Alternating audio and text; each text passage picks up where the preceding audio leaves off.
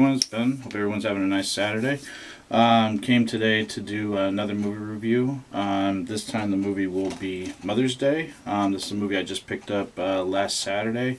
It was a movie that was supposed to come out, I believe, this summer, but eventually it just got moved to a straight-to-DVD release. It stars Rebecca De Mornay, and it was directed by Darren Lynn Bousmans, who did Saws 2, 3, and 4. So stay tuned for my review of Mother's Day.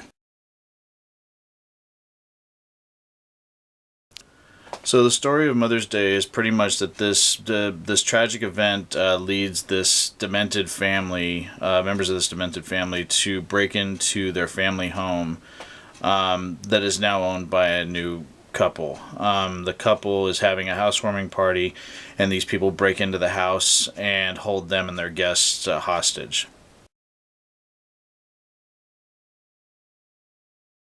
The main cast members, you have Rebecca De Mornay, who plays the mother. Then you also have Jamie King, she's been in Pearl Harbor, My Bloody Valentine. She was in Sin City. She plays Beth. And then you have Shawn Ashmore from X-Men fame, also The Ruins and Frozen, playing George. The movie was directed by Darren Lynn Bousmans, who did Saws 3, 4, and 5. Or 2, 3, and 4, excuse me.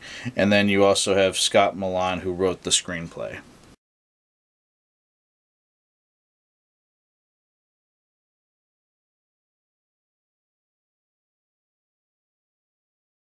Now, I've been a fan of Rebecca De Mornay since Risky Business for obvious reasons. But also, I think she's a very underappreciated actress. And not only can she play very convincing characters, she has this ability, and it's very subtle, to come off very, very evil and very scary without really doing very much. It's almost just like she has this twitch about her, or this little movement, or something in her eyes. She's very good at it. She did it in Hand That Rocks the Cradle, which came out 20 years ago, if you can believe it. And that movie I still think holds up as a fine film, fine thriller, and just a wonderful performance by her. And I'm glad to see that she's getting more work. She was just recently in The American Reunion. She had a small cameo in that. And then to see her in this, she still looks beautiful. She still has that, mystique to her.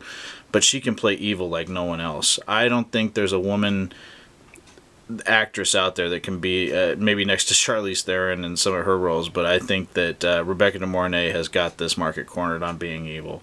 Her character in this first comes off like someone that's going to help these people, that the kids in her family that she has, her kids, are just the crazy ones, and she's there to sort of smooth things out once the mistake that, they break into a house that's already occupied occurs.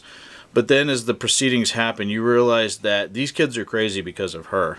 And I think that makes her even more terrifying. And some of the things she does in this movie, there's a tea scene where she's drinking tea, and that's all I'll say. And that scene, I think, was one of the most disturbing in the film. She's a great actress and did a great job.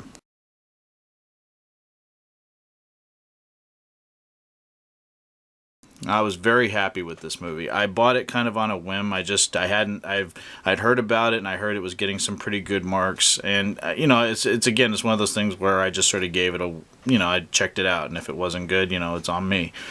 But I had a hard time finding the film. It came out like a month ago, and it took me about a month to find it here and where I live. So, I finally found it. I watched it that night.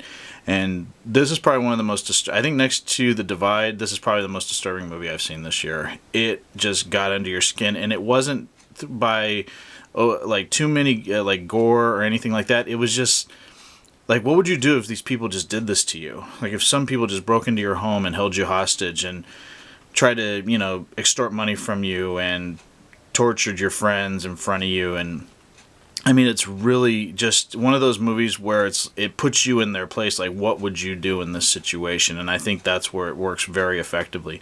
And Darren Lynn Bousmans, I mean, I loved the films he did in the Saw series, but he really shows his growth in the direction of this movie. I mean, there are some great shots in this movie. He also gets some great performances out of his actors.